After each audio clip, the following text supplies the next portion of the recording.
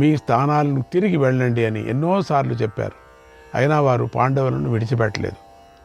ఆ సమయంలో కామ్యక వనంలో మహాత్ముల సమ్మేళనం అద్భుతంగా జరిగింది.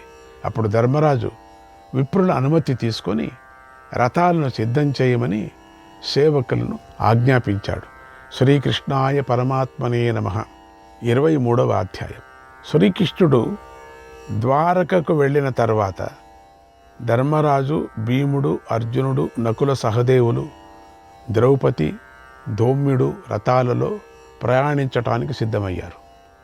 అటు శ్రీకృష్ణుడితో పాటుగా ఆయుధాలు ధరించిన 20 మంది సైనికులు వెళ్ళారు. వారు ధనస్సులు, శస్త్రాలు, బాణాలు, యంత్రాలు మొదలైన ఆయుధాలను తీసుకొని పశ్చిమ దిక్కులో ఉన్న ద్వారక వైపుకు వెళ్ళారు. తర్వాత సారథి అయిన ఇంద్రసేనుడు సుభద్ర యొక్క వస్త్రాలు, భూషణాలను, దాదులను, దాసీలను తీసుకొని తొందరగా రథం మీద పశ్చిమ దిక్కులో ఉన్న ద్వారకకు వెళ్ళారు. తర్వాత ధర్మరాజుపై గల ప్రీతితో కురుజంగాల దేశ ప్రజలు ఆయన దగ్గరకు వచ్చారు. ఆయనకు ప్రదక్షిణం చేశారు. ముఖ్యములైనటువంటి పెద్దలు, విప్రులు ధర్మరాజుతో మాట్లాడారు. ధర్మరాజు కూడా వారితో మాట్లాడారు. ఆ ప్రజల ఆదరాభిమానాలు చూసి సంతోషించి ధర్మరాజు కొంతకాలం అక్కడే ఉన్నాడు. ఆ సమయంలో ధర్మరాజు తండ్రి పుత్రులను చూసుకున్నట్లుగా ప్రజలను చూసుకున్నాడు. తన హృదయాన్ని నిర్మలంగా ఉంచుకున్నాడు. ప్రజలు కూడా తండ్రి పట్ల పుత్రులు ఎలా నడుచుకుంటారో అలా నడుచుకున్నారు. ధర్మరాజు అక్కడి నుండి బయలుదేరుతుండగా అక్కడి ప్రజలందరూ ధర్మరాజు చుట్టూ చేరి దుఃఖిస్తూ, అయ్యో ధర్మరాజు మమ్మల్ని అందరినీ తండ్రిలాగా చూశావు, ఆదరించావు. ఇప్పుడు మమ్మల్ని విడిచి ఎక్కడికి వెళుతున్నావు? మేమందరము ఆ దుర్యోధనుణ్ణి ధిక్కరిస్తున్నాం, శకునుని, కర్ణుణ్ణి నిందిస్తున్నాం. ధర్మాన్ని ఆచరిస్తున్న నీకు ఇంత కష్టం కలగటాన్ని సహించలేకపోతున్నాం. ఆ పాపాత్ములందరినీ నిందిస్తున్నాం. నువ్వు అద్భుతమైన ఇంద్రప్రస్థపురాన్ని నిర్మించావు. దాన్ని విడిచిపెట్టి ఎక్కడికి వెళ్ళిపోతున్నావు? ఆ మహాత్ముడైనటువంటి ఆ మయుడు దేవసభ లాంటి మయసభను నిర్మించాడు కదా. అలాంటి అద్భుతమైన మయసభను విడిచిపెట్టి ఎక్కడికి వెళుతున్నావు అని అడిగాడు. అప్పుడు అర్జునుడు అందరికీ వినిపించేలాగా ఇలా అన్నాడు, ఓ ప్రజలారా, ధర్మరాజు వనవాస నియమాన్ని పూర్తి చేస్తాడు. శత్రువులైన ధృతరాష్ట్ర కుమారుల కీర్తిని తిరిగి లాక్కొంటాడు. మీరందరూ కలిసి మాకు చక్కగా కార్యసిద్ధి కలగాలని ప్రార్థించండి అన్నాడు. ఆ మాటలు విని విప్రులు, మిగిలిన వారందరూ ఎంతో సంతోషించారు. పాండవులను అభినందించారు. అందరూ ధర్మాత్రులలో గొప్పవాడైనటువంటి ధర్మరాజుకు ప్రదక్షిణలు చేశారు. తర్వాత ధర్మరాజు, భీముడు, అర్జునుడు, నకుల సహదేవులు వారి వద్ద సెలవు తీసుకొని ప్రయాణమయ్యారు. శ్రీకృష్ణాయ పరమాత్మనే నమః. 24వ అధ్యాయం. కురుజంగాల దేశంలో నివసించే ప్రజలందరూ వెళ్ళిన తర్వాత ధర్మరాజు తన సోదరులతో ఇలా అన్నాడు, మనం ఈ 12 సంవత్సరాలు ఈ నిర్జనమైన వనంలో నివసించాలి. కనుక పశుపక్షాదులు ఉండే ప్రదేశం ఈ అడవిలో ఎక్కడ ఉందో తెలుసుకోండి. అక్కడ పూలు, పండ్లు సమృద్ధిగా లభించాలి, మంగళకరంగా ఉండాలి. అటువంటి అందమైన ప్రదేశాన్ని వెతకండి. అక్కడ పుణ్యాత్ములు కూడా ఉండే మరీ మంచిది. ఒక్కడ ఏమైనా అకస్మాత్ పుణ్యాత్ములు ఉంటే మంచిది. అటువంటి ప్రదేశాన్ని చూడండి. ఈ 12 సంవత్సరాలు మనం అక్కడ సుఖంగా జీవించాలి అన్నాడు. అప్పుడు అర్జునుడు ధర్మరాజును గురువుగా భావించి ఇలా అన్నాడు, మహారాజా, నువ్వు మహర్షులకు, వృద్ధులకు కూడా పూజ్యుడివై ఉన్నావు. ఎందుకంటే ఈ లోకంలో నీకు తెలియనిది ఏదీ లేదు. నువ్వు ఎల్లప్పుడూ విప్రుల్ని సేవిస్తూ ఉంటావు. నారద మహర్షి, కృష్ణద్వైపాయన మహర్షి మొదలైన మహర్షులను సేవిస్తూ ఉంటావు. నారద మహర్షి ఇంద్రియాలను వశంలో ఉంచుకొని దేవలోకం నుండి బ్రహ్మలోకం వరకు సంచరిస్తూ ఉంటాడు. సర్వలోకాల్లోనూ, అన్ని లోకాల్లోనూ, గంధర్వ అప్సరస లోకాల్లోనూ నిత్యము సంచరిస్తూ ఉంటాడు. ఆయనను నువ్వు సేవిస్తావు, పూజిస్తూ ఉంటావు.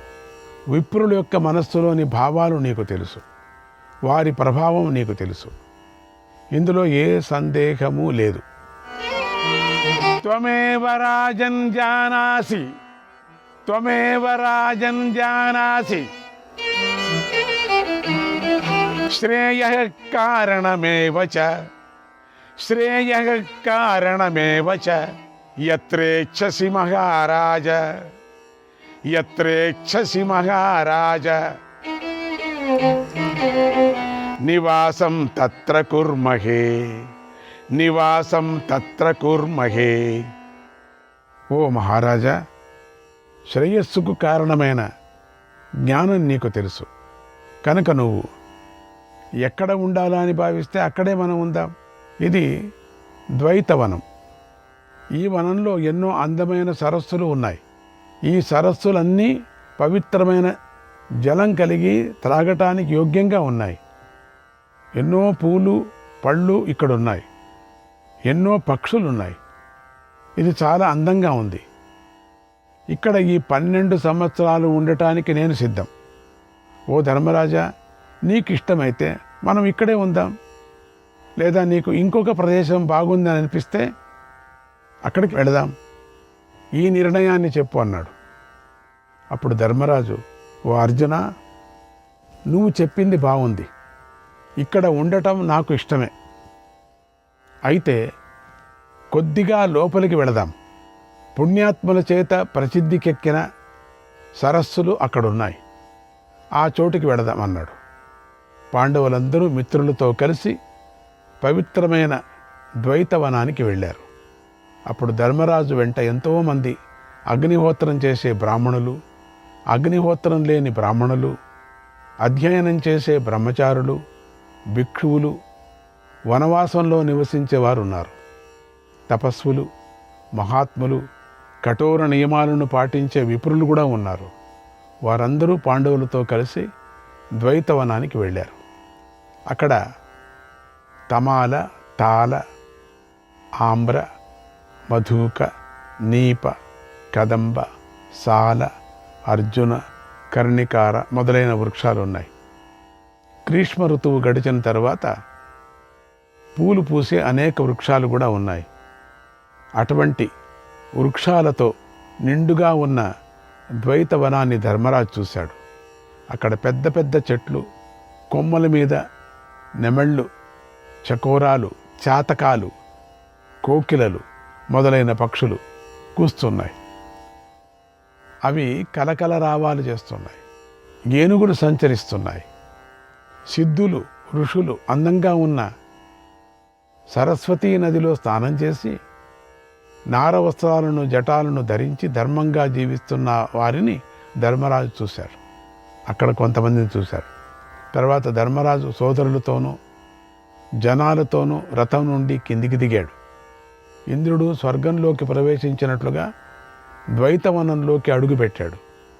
అలా వనప్రవేశం చేసిన ధర్మరాజును చూడాలని సిద్ధులు, చారణులు, వనవాసులు ఆయనను సమీపించి చుట్టుముట్టారు. అప్పుడు ధర్మరాజు సిద్ధులందరికీ నమస్కారం చేశాడు. వారు ధర్మరాజును మహారాజులాగా గౌరవించారు, దేవుడిలాగా పూజించారు. ధర్మరాజు వారందరికీ నమస్కరిస్తూ విప్రులతో కలిసి వనం లోపలికి వెళ్ళాడు. వనంలో ఉన్న తపస్సులు ధర్మరాజు దగ్గరికి వెళ్ళి ఆయనను తండ్రిలాగా గౌరవించారు. ధర్మరాజు బాగా పూలు పూసిన ఒక పెద్ద చెట్టు కింద కూర్చున్నాడు. తర్వాత భీమార్జునులు, నకుల సహదేవులు, ద్రౌపది అందరూ ధర్మరాజు వద్దకు వచ్చి కూర్చున్నారు. అప్పుడు ఆ మహావృక్షం ఏనుగులతో మహాపర్వతం శోభించినట్లుగా తనను ఆశ్రయించిన పంచపాండవులతో శోభించింది. శ్రీకృష్ణాయ పరమాత్మనే నమః. 25వ అధ్యాయం. పాండవులు భోగాలు అనుభవించటానికి యోగ్యులు. అటువంటి వారు కష్టాలను అనుభవిస్తూ వనవాసం చేయటానికి ద్వైత వనానికి వచ్చారు. వారు సరస్వతీ నదీ తీరంలో సాల వనంలో విహరించారు. అక్కడ ధర్మరాజు యతీశ్వరులకు, మునులకు, విప్రులకు అందరికీ మంచి ఫలాలనిచ్చి సంతోషపరిచాడు. అక్కడ పురోహితుడైన దౌమ్య మహర్షి పాండవులను తండ్రిలాగా చూసుకున్నాడు. పాండవులకు సంబంధించిన యజ్ఞాలను, పితృ సంబంధమైన కర్మలను చేయించాడు. అలా పాండవులు రాజ్యానికి దూరంగా వనంలో నివసిస్తున్నారు.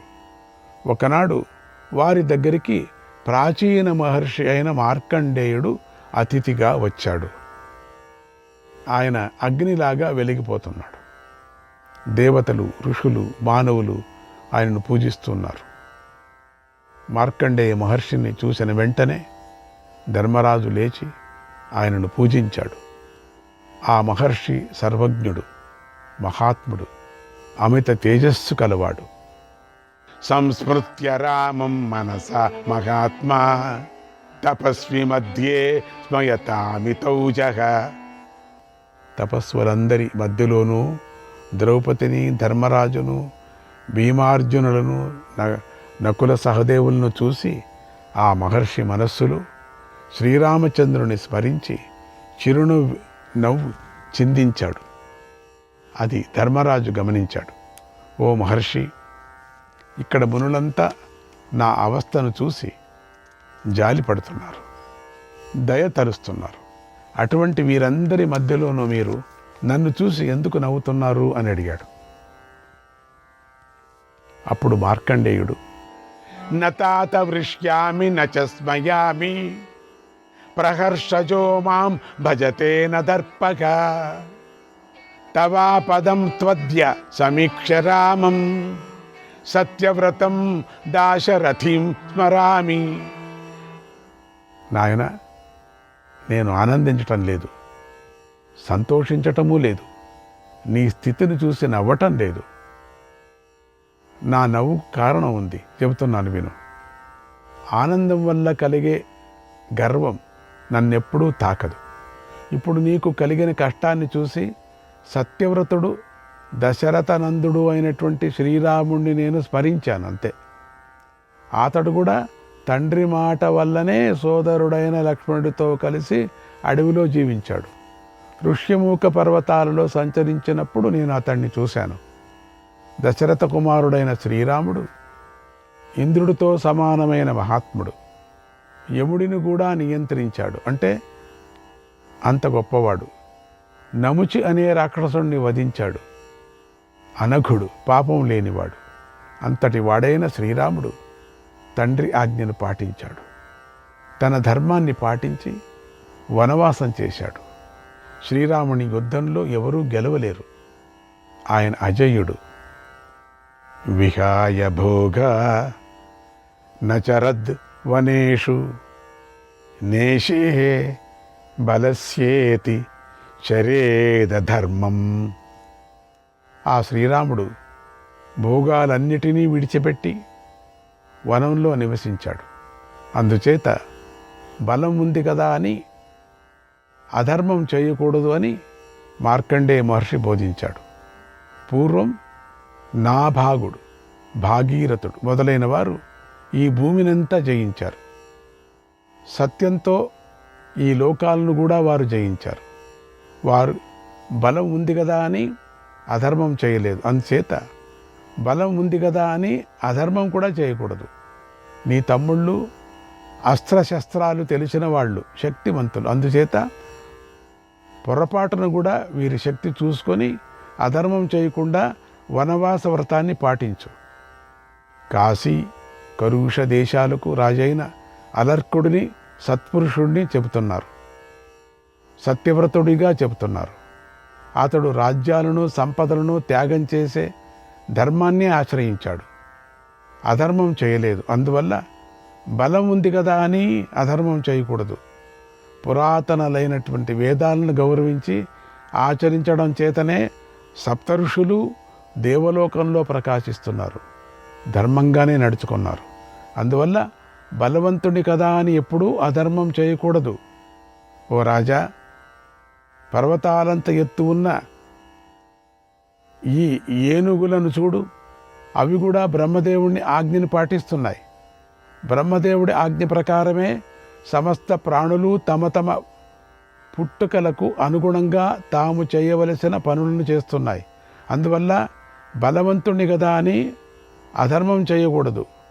ఓ కుంతినందన, నువ్వు సత్యం చేత, ధర్మం చేత, యోగ్యమైన మాటల చేత, లజ్జ మొదలైన సద్గుణాల చేత అన్ని ప్రాణుల కంటే ఉన్నతంగా ఉన్నావు. నీ కీర్తి అగ్ని సూర్యుల ప్రకాశంలాగా ఉన్నది. ఆ మహాత్ములలాగానే నీకు బలం ఉంది కదా అని అధర్మం చేయకూడదు కదా.